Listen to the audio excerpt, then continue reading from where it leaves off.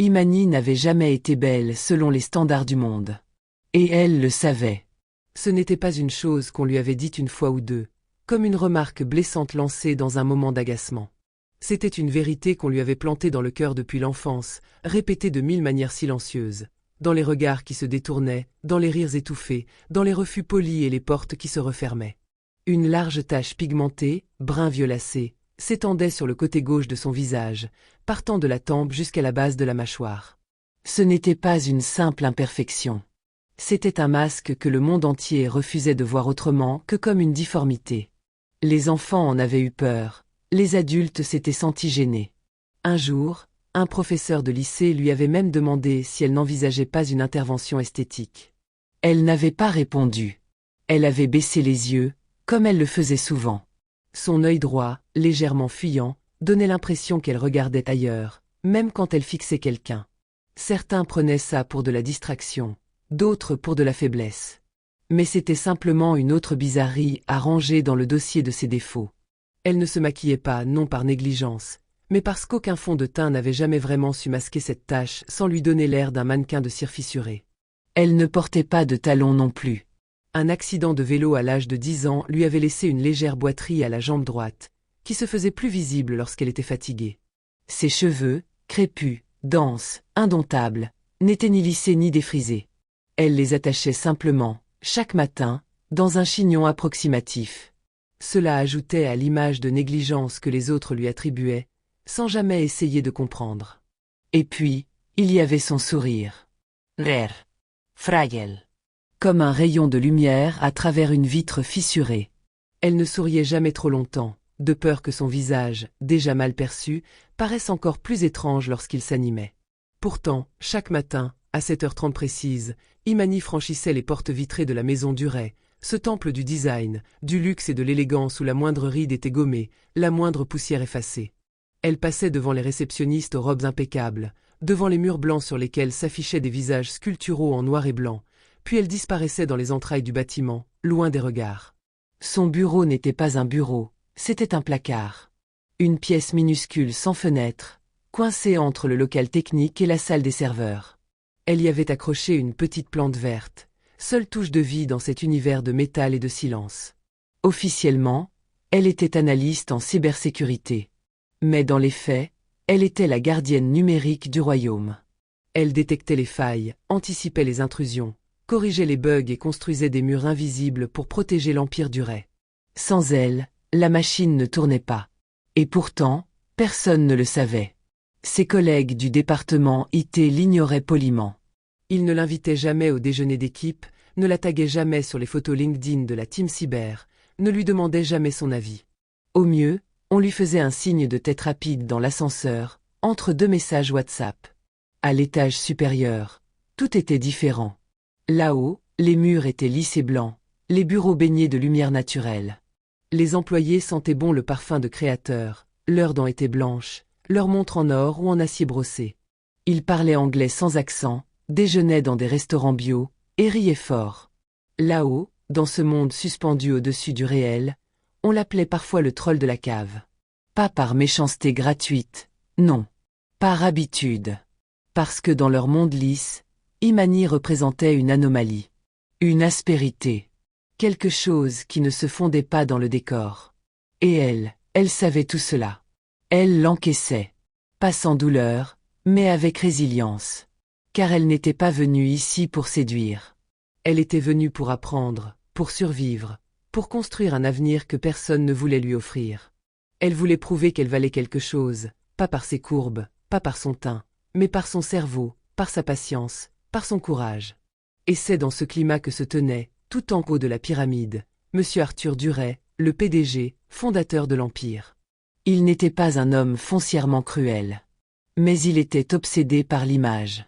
Il avait bâti sa fortune sur l'esthétique, sur la précision visuelle, sur des campagnes publicitaires où rien ne dépassait, ni un cheveu, ni une ombre.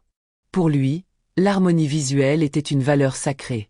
Chaque détail comptait, et la laideur, même accidentelle, n'avait pas sa place dans son royaume. Imani ne rentrait dans aucun des cadres qu'il avait érigés comme modèle. La seule fois qu'il l'avait réellement regardée, c'était lors d'une réunion d'urgence, un soir de panique où le système avait failli être compromis. On lui avait dit « Il faut appeler Imani ».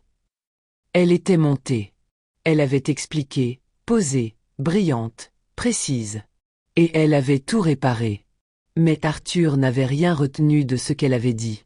Son cerveau, formaté à la perfection, s'était figé sur la tache pigmentée, sur l'œil fuyant, sur les cheveux attachés n'importe comment. Et alors qu'elle sortait de la pièce, il avait marmonné à son assistante, assez fort pour que tout le monde l'entende. Elle ne devrait pas être dans la salle. Ça nuit à l'image de la boîte. Depuis ce jour, il avait fait en sorte de ne jamais la croiser.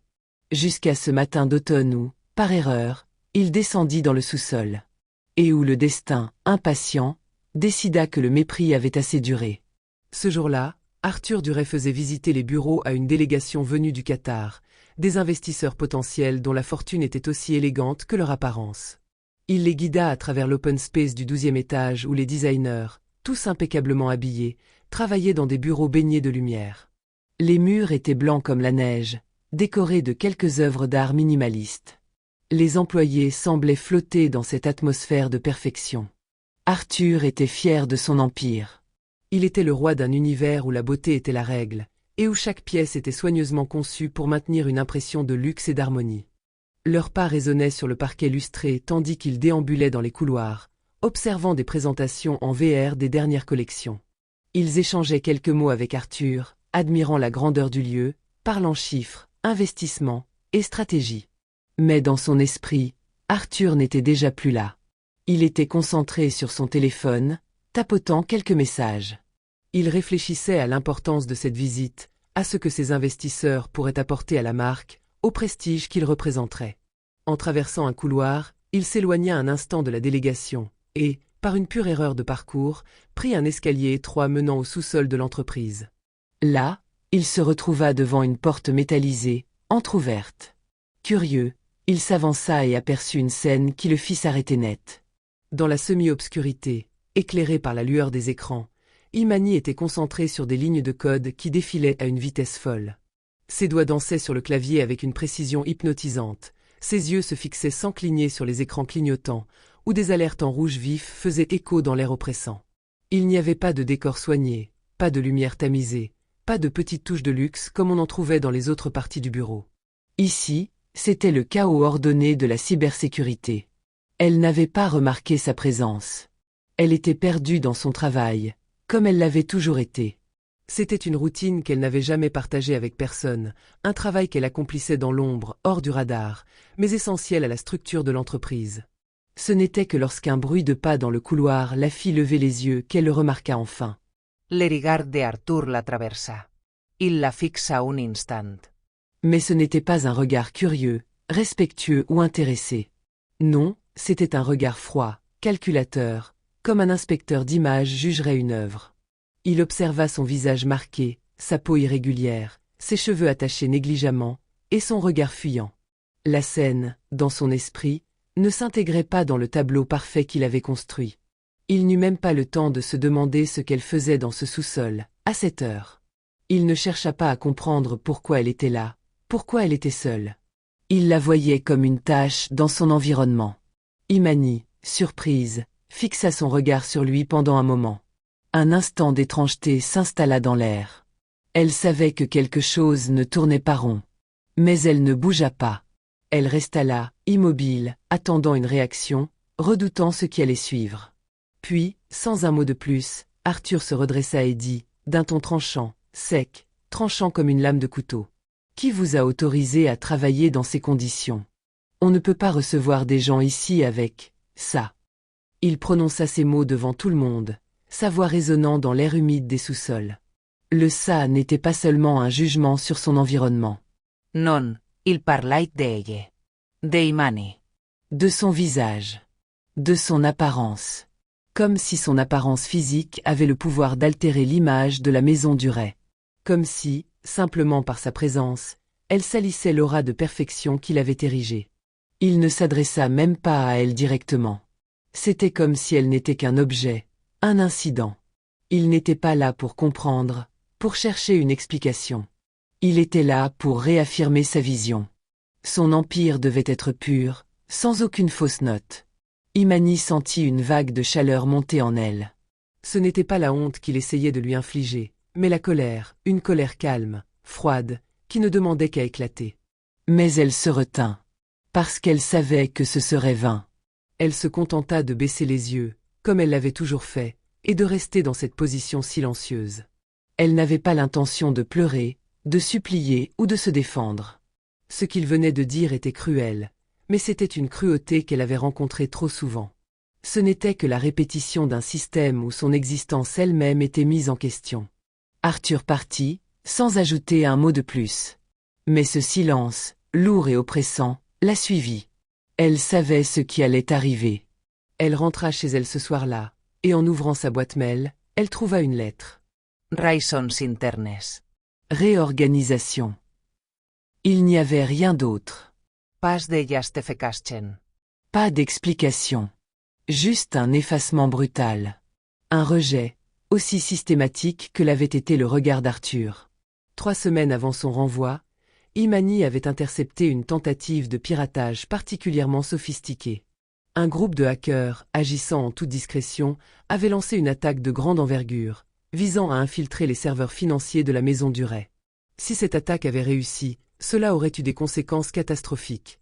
Des données financières sensibles, des informations sur les clients VIP, des plans secrets sur les futures collections. Tout aurait été volé, divulgué au grand jour. Imani avait tout vu. Elle avait détecté l'intrusion avant même qu'elle n'atteigne les pare-feux, isolé les failles en un clin d'œil, et, pendant 96 heures d'affilée, elle avait lutté contre l'attaque. Elle ne s'était pas arrêtée une seule minute. Elle n'avait même pas pris de pause. Le seul bruit dans son appartement était celui de son clavier, des alertes défilant, des codes qui s'ajustaient. Elle avait sauvé l'entreprise d'un scandale majeur. Mais qui le saurait? Personne. Elle n'en avait parlé à personne. Elle n'avait pas cherché à obtenir de reconnaissance. C'était juste son travail. C'était ce qu'elle faisait de mieux. Et pourtant, ce matin-là, elle n'était plus là. Elle était devenue invisible, effacée comme une erreur de trop. 1 semaine après le départ d'Imani, un calme étrange régna dans les couloirs de la Maison Duret. L'air était lourd, comme si l'entreprise elle-même avait pressenti l'imminence d'une catastrophe.